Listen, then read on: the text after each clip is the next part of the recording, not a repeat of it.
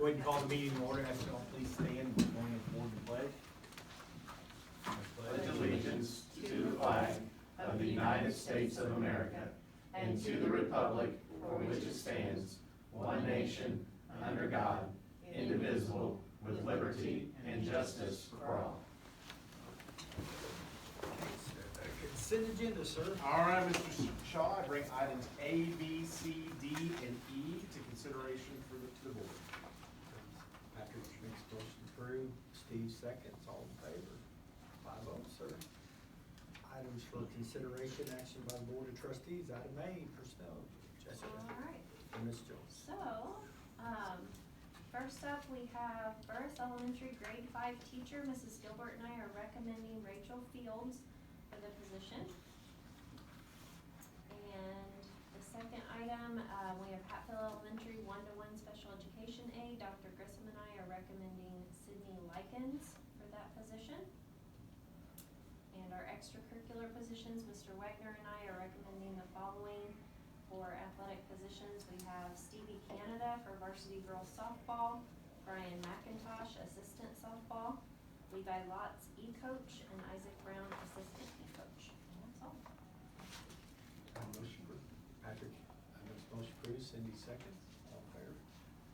5-0. Item B, sir. All right, item B is the recommendation to approve resolution authorizing the sale of corporation-owned property located in Huron, Indiana. And Mr. Pittman, if you wouldn't mind, kind of give a little bit of background details on that process, Yes, please. sure, thank you. Indiana law requires the board to get appraisals. You have to get 2 appraisals of the real estate that you're gonna be offering for sale. You have to open up the public for bids.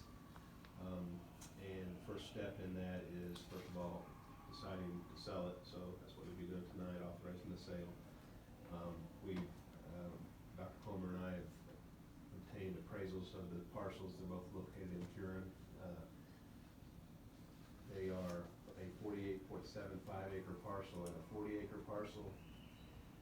The average of the appraisals for the 48.75 acre parcel came out to $180,500. The average of the 2 appraisals for the 40 acre parcel is $150,000. One thing that you're required to do when you offer real estate for sale is to place a minimum bid in the notice to bidders. So you need to decide tonight what that minimum bid would be for each of those parcels.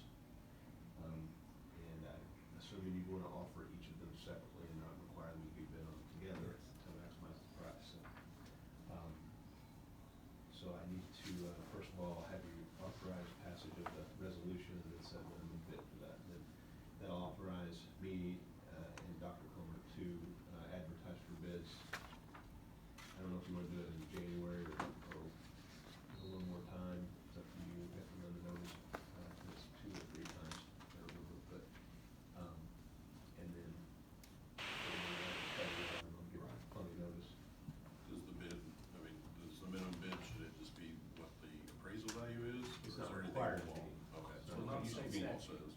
Used to be required to be the average, it's not anymore.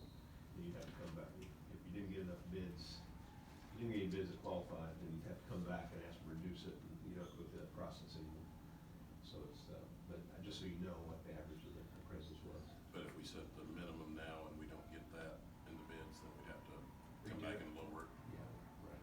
Order concept, yeah. So you want one motion for Yeah, first we need to everything? approve, no, we need to make a motion to approve the resolution. The Resolution, and then a bid, motion for the bid. And then we set the bids. Yeah, that's fine. Motion to approve the resolution to sell. Makes motion to approve the resolution sale. Steve seconds. All in favor? 5-0. And on the first bids, what you guys thinking? I'll make a motion that we set it at 150 and 180, 500. We've had them for how many years and not done anything, if we gotta come back and lower it later, Sounds good to me. Everybody all right with that? With the average of the appraisals. Yeah. Yeah. minimum is the average of the appraisals. Okay, Patrick makes a motion, set him for the appraisal of the property. Steve seconds. All in favor? 5-0. Item C, sir. Mr. Pittman, thank you for your work on that. You're welcome. Item C is a recommendation to approve the MOU between Mitchell Community Schools and IU Health, SCR Community Health. And as explained in your packet, that will basically allow that group to partner with us and at no cost to the corporation, but they would be a conduit or a connector for possible funding for any health-related services that we might supply to our students, not only physical health, but also mental health would qualify for those as well. Motion approved. Steve seconds, all in favor? Item D, sir. All right, recommendation to approve the MOU between Mitchell Community Schools and Youth First Incorporated. From the work that we've done now for, goodness, Ms. Jones, I think 6 months or more of creating an early warning system to start identifying students that might be in jeopardy of eventually graduation, but most importantly, just their immediate needs. One glaring item that came very quickly amongst the committee, which comprised of administrators, myself, Ms. Jones, and the guidance counselors as well, was the need for a social worker. And that the need for that sprung from our guidance counselors do a phenomenal job, but they're not really trained in the specificities of that job of social worker. And that there's a growing need for that, just to be blunt. And through talking with different agencies, including Hoosier Uplands and some other schools, we found that Youth First was an agency that did provide social workers to work specifically in schools, licensed social workers. Through their agency, through philanthropic work, they come up with half the funding for that, and the school corporation is responsible for finding the other half of that funding. In a perfect storm, the MOU you just approved just a few seconds ago, that could be a possible avenue of helping us find that other piece of that funding that we would be responsible for. That's not a guarantee, but that's something that they could definitely help look for that, which is good news for us.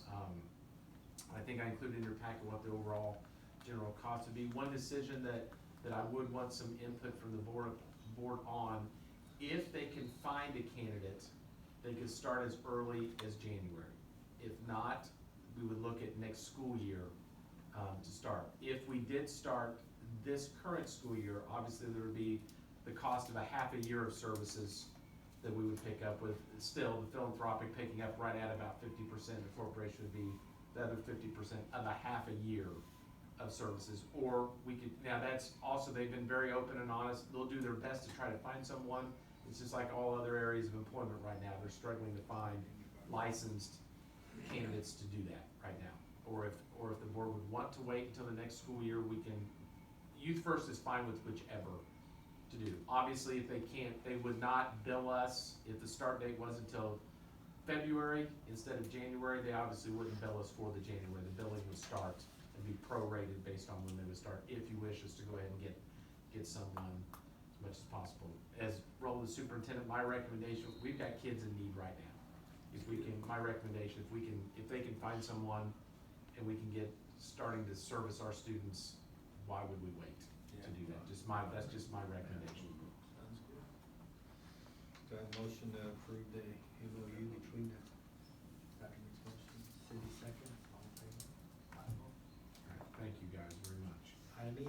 Item E, recommendation to post the position of speech language pathologist assistant, SLPA, for that position. The need rose from, we have a quickly growing, the numbers were already big, but the numbers are continuing to grow with students, especially at the primary building, with speech delays. Right now, our 2 speech teachers are more than maxed out in the number of kids to service, and we're really teetering on not providing the services that we're accustomed to providing, that high level of service to the kids. We did do some investigating. The SLPA, that license would allow that individual to take some of the caseload off of our 2 current speech teachers and lower that. We looked first at possibly looking at contracting services through agencies for that. The average cost was going to be $70 or more per hour if we went through a contracted agency for that.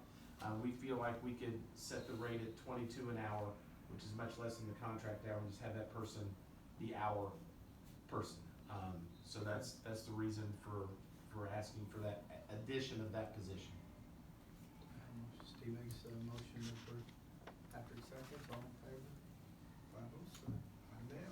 All right, Item F, recommendation to approve the 2022-2023 school calendar. And just to point out, everything aligns to the calendar that the community's been accustomed to for the last few years as far as when breaks fall and start date and end dates and graduation ceremony being on that same date as typical. The only little difference that you would see on the calendar is that addition, and we did run this through discussion with the Teachers Association, the MEA, of adding 2 days per semester, professional development / e-learning days, just like we did just a few weeks ago, right before Thanksgiving break, but this would be officially on the calendar a year out. So there'd be 2 days, I believe they're in September, and then another 2 days in February, so 2 days per semester.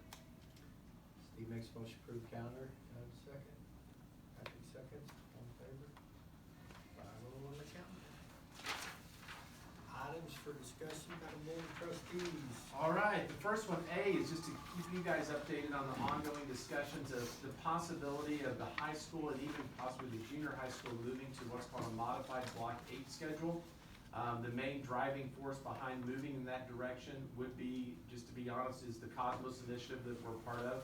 Both Orleans School Corporation and Shoals, they do run under the modified 8-block schedule. And the 8-block is, you would have 4 classes on Monday, Wednesday, another 4 Tuesday, Thursday, and then on Friday they're condensed to where you have all 8 courses on the Friday.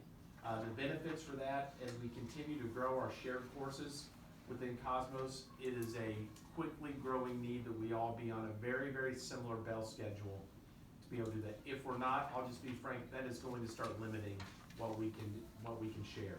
We also, just as a reminder, as we share those courses, we want to make as much live teacher interaction as possible. We don't want them all just canned programs. We want that part of having teachers with the kids, even if it's virtual, having them present.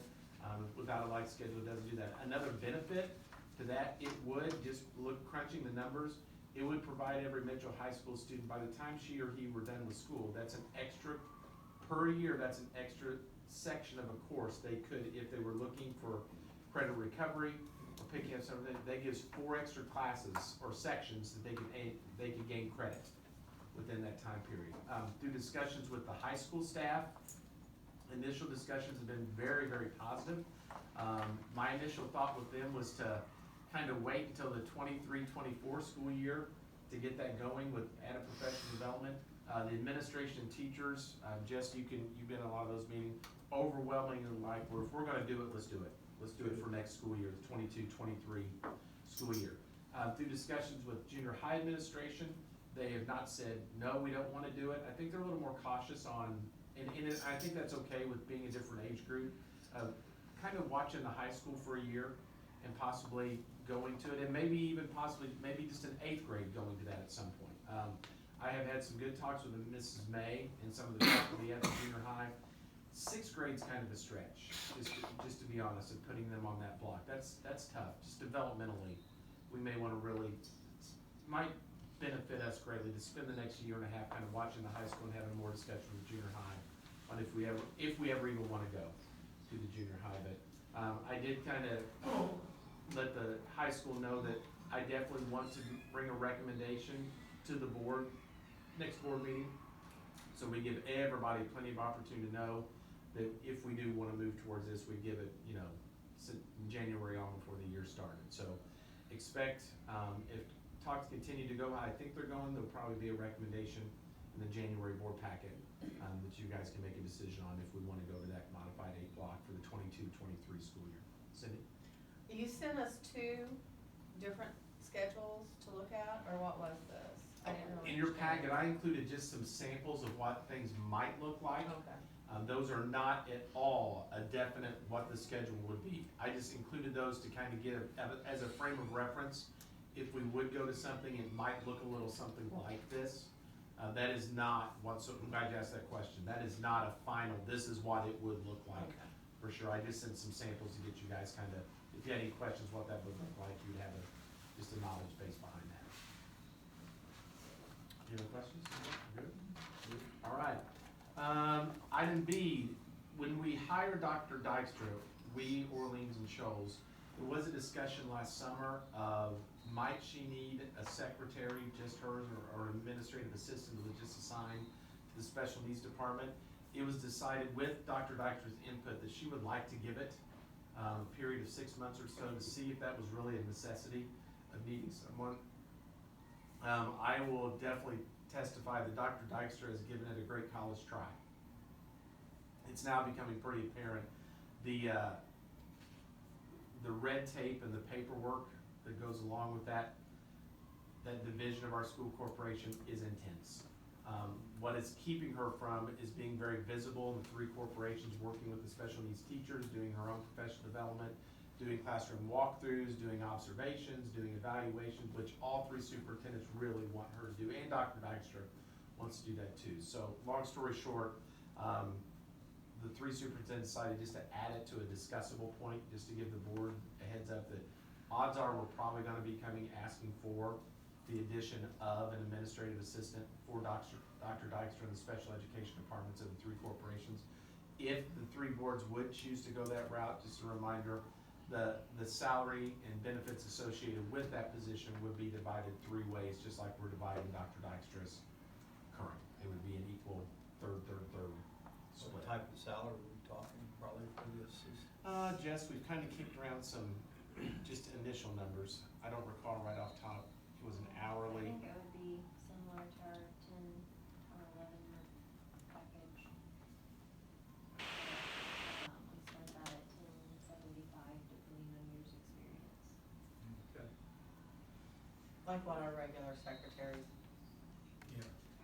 Yeah, and I think we'd have to, honestly, we would really need to keep it, the average between the three corporations, we would need to keep it very, very wage appropriate to what our current secretarial and administrative assistant staffs are making. If we get too wonky out of the way, that's not fair to our current people.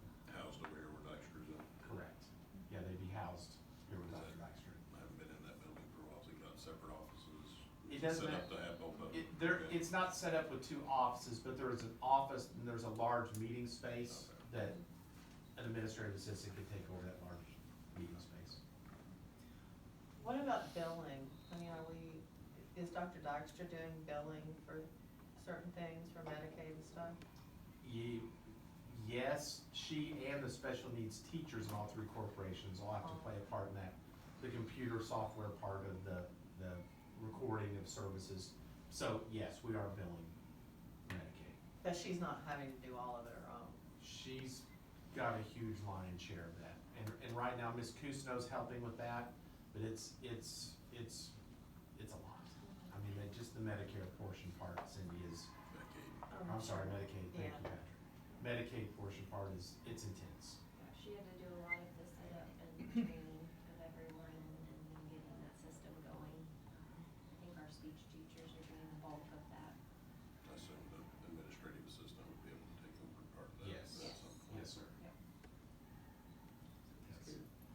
Any other questions? All right. Caesar. See, just a quick COVID-19 update. We started getting our worry meter started to rise a little bit right after Thanksgiving. It was deja vu of last year.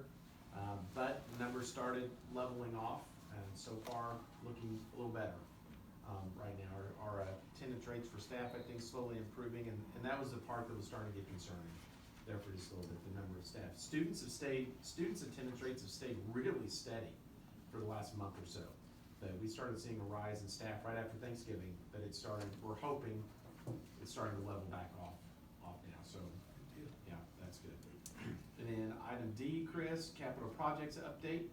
If you noticed that we've got some heavy machinery setting over on the side of where the new maintenance building is gonna be, so that process is getting ready to get started, and I wanted to thank all of you guys formally for your participation in a week ago, last Tuesday's groundbreaking. I think I've only heard nothing but really, really nice comments about the groundbreaking and having as many kids as we could get involved in that, and appreciate the press for the very, very nice articles that were written and very exciting time. So I think it was a huge hit, and the bids hit the paper officially for accepting, or the notification for accepting bids for the turf projects that are coming up. That went out, and then it'll run a week from now again, and then that process will start. So that's already up and going, but we're excited.